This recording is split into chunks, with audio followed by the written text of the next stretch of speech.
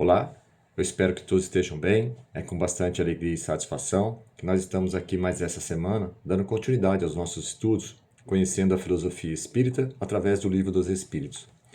Nós estamos ainda na parte segunda do mundo espírita ou mundo dos espíritos. No capítulo 4, falando sobre a pluralidade das existências. Hoje, na questão número 199, Kardec faz uma pergunta aos espíritos que foi a seguinte: por que tão frequentemente a vida se interrompe na infância? Eles respondem o seguinte: a curta duração da vida da criança pode representar para o espírito que a animava o complemento de existência precedentemente interrompida antes do momento em que deverá terminar.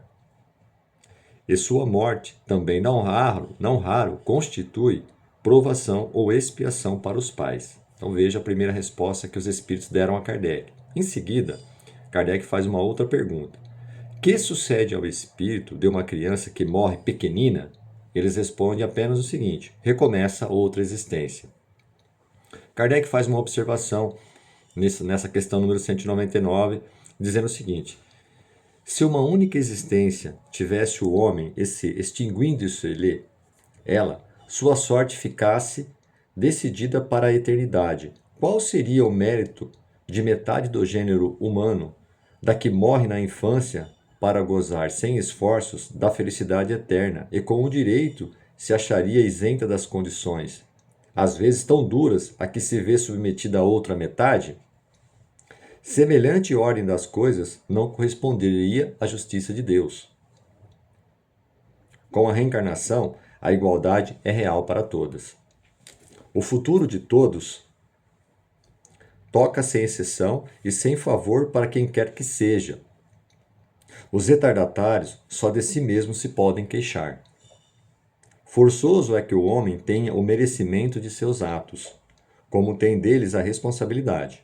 Aliás, não é racional considerar-se a infância como um estado normal de inocência. Não se vê em crianças dotadas dos piores instintos, numa idade em que ainda nenhuma influência pode ter tido a educação?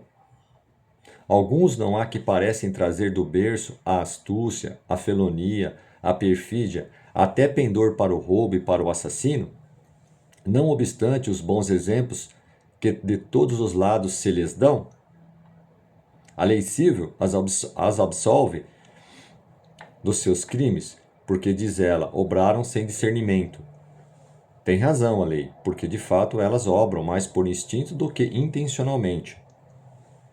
Donde, porém, proviram instintos tão diversos em crianças da mesma idade, educada em condições idênticas e sujeita às mesmas influências? Donde a precoce perversidade, senão a inferioridade do espírito, uma vez que a educação em nada contribuiu para isso? As que se revelam viciosas é porque seus espíritos muito pouco hão progredido.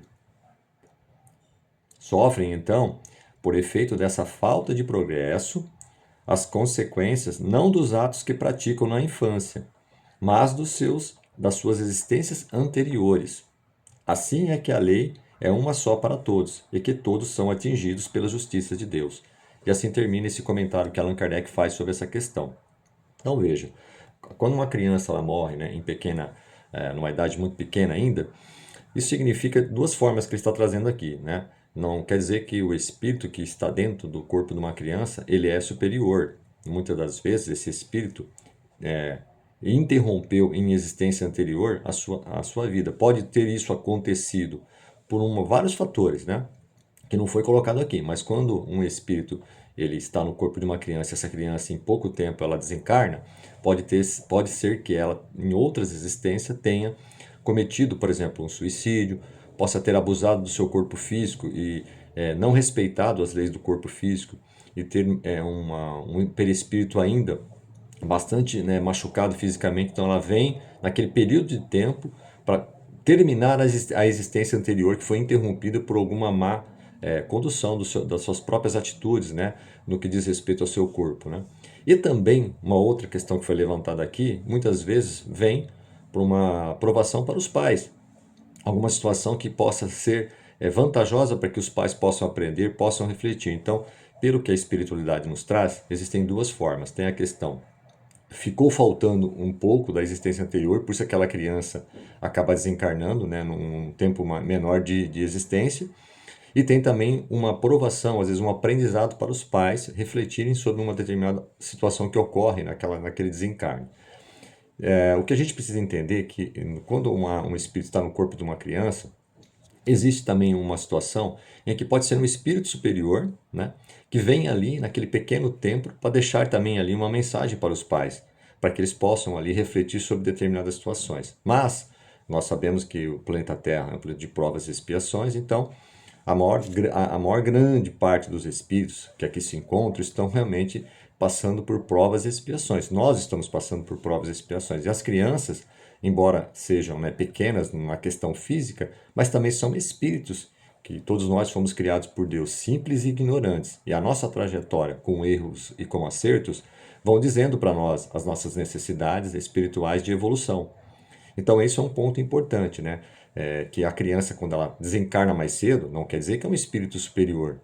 Muitas das vezes é um espírito como nós, simplesmente está ali no corpo físico, que o corpo físico, né, demora um tempo para atingir a maturidade. Então, é um espírito também que necessita de desenvolvimento. Imagine, né, como foi dito aqui, qual seria a justiça e o mérito de Deus se todos desencarnassem na infância e muitos continuariam e continuam, né, vivendo a vida, passando por provações, pelas suas experiências. Então, qual seria o mérito? Como foi dito aqui, né? Então, se uma criança morre com uma idade muito cedo, ela também não teve tempo de passar pelas provações, pelos desafios que são necessários. Então, qual seria a justiça de Deus? Será que esta criança é considerada uma criança pura? Não. Com certeza, ela morreu mais cedo, ela não teve tempo de fazer o mal, mas ainda também não teve tempo de praticar o bem. Então, por isso que eles trazem dessa forma. Às vezes, muitas das vezes acontece isso, né? A necessidade de ele reencarnar para terminar, vamos dizer assim, uma pendência que ficou da existência anterior. Que pendência foi essa? E aqui não estão várias as situações, mas, por exemplo, às vezes o espírito pode ter praticado várias ações que prejudicou o seu corpo, antecipou o desencarne dele numa existência anterior. Então, ela vem naquele período mais curto e desencarna, né? Ou pode ter cometido um suicídio que antecipou também a existência anterior. Então, tudo isso é levado em conta. Um outro ponto na questão do desenvolvimento. As crianças, elas precisam, né, desse tempo para se desenvolver. Então, nenhum espírito, né, em pouco tempo de existência consegue aprender as coisas. Porque, veja, na mesma família você tem filhos, filhas, né, educados pelo mesmo pai, pela mesma mãe, pelo mesmo ambiente familiar, e cada um tem um comportamento diferente. Então, da onde vem às vezes aquela índole da criança de ser um pouco mais assim agressiva, tem uma tendência, né, ao vício, uma tendência assim mais da questão da mentira, né, da questão do orgulho, do egoísmo, e às vezes você tem dois ou três filhos criados pelos mesmos pais e você tem comportamentos diferentes. Por quê? Como se explica isso, sendo que toda a base, toda a educação veio do mesmo lugar?